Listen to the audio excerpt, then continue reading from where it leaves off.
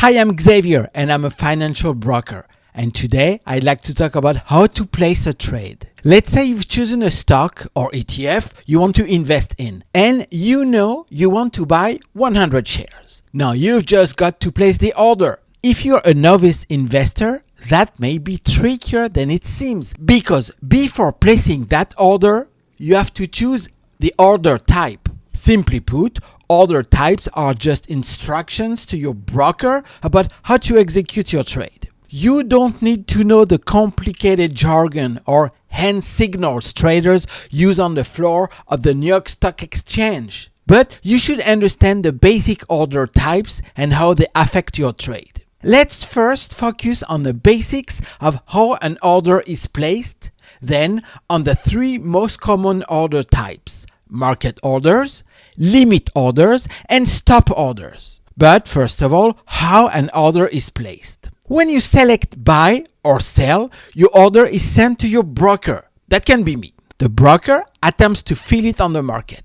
Problem is, prices can change constantly, and the system for routing orders has lots of moving parts, all of which impact how quickly and at what price your order is actually filled. Using the right order type can impact those factors and make a big difference in whether your trade works the way you intended. So it's important to understand the main order types. Let's start with market order.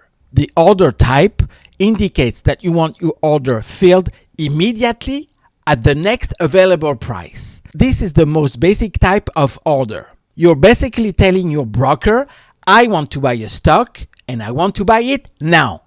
Or if you're selling, I want to sell a stock and I want to sell it now. When you place a market order, it is going to buy the stock at whatever the price is between when you press the buy button and the order is executed. But if prices are changing rapidly, the next available price could be very different than the price you saw when you initially placed the order. That's why investors who use market orders tend to be more concerned about the speed of the trade than the price. The lack of restriction on price means this order type has the best chance of being filled, but it also has the risk of being filled at a price you did not choose.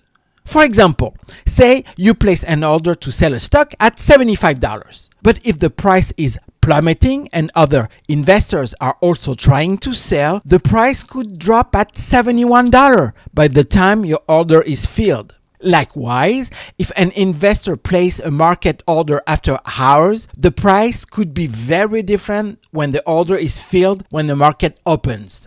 Because of this, investors typically use market orders during trading hours and in highly liquid markets. This increases the chances of getting an order filled closer to the requested price.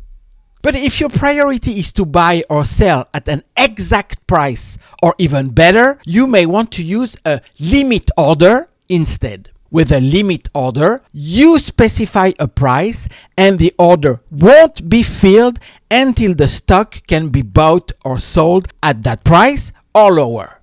However, because of the price restriction, there's no guarantee the order will be filled quickly or at all.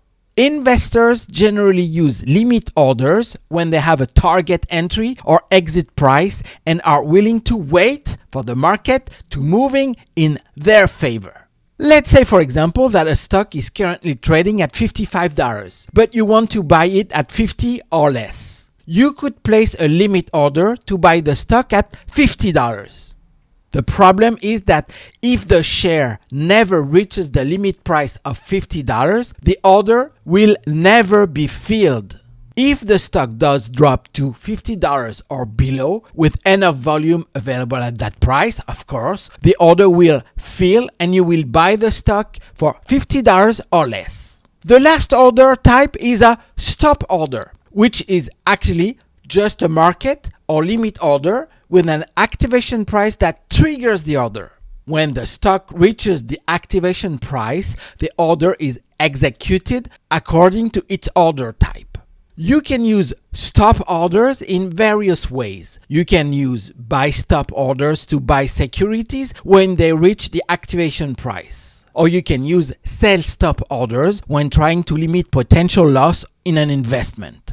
For example, you might set a sell stop order on a stock you own, specifying that if the stock falls to a certain price or lower, it will trigger an order to sell the stock at $50. This could possibly prevent more serious losses by getting out before the stock falls too far, in the region of $40 or lower. There are three types of stop orders: stop market, stop limit, and trailing stop. In this example, if you use a stop market order, when the trigger price of $50 or lower is reached, an order will be placed to sell the stock at the next available price. The benefit is that a stop market order may help you get out of the falling position quickly. The risk is that the next available price could be lower than what you anticipated. If you use a stop limit order, when the stock falls to the stop price, it will trigger an order that seeks to fill at the limit price or better. A potential benefit is being able to control what price the stock is sold at.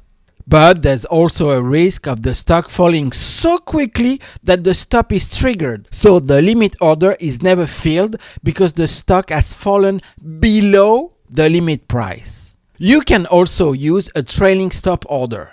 With a trailing stop order, instead of setting a specific activation price, you set a trailing amount or a certain dollar amount or percentage away from the market price. On the long position, you would typically set a trailing stop below the market price in an attempt to lock in profits as the stock rises. So let's say you own a stock trading at $100 and place a trailing stop order $5 below the current price. If the stock price increases to $110, the stock price would rise from $95 to $105, staying $5 below the market price. But if the stock were to start slipping, the trailing price would stay at $105, minimizing your potential loss on the position. Each order has its advantages and disadvantages. You should plan ahead and decide which type of order is right for each scenario. It can be tricky to remember which order to use, so consider practicing each type in a paper trading environment before putting real money on the line.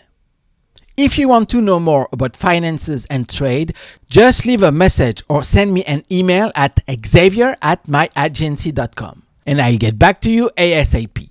I see you on the other side or in another video.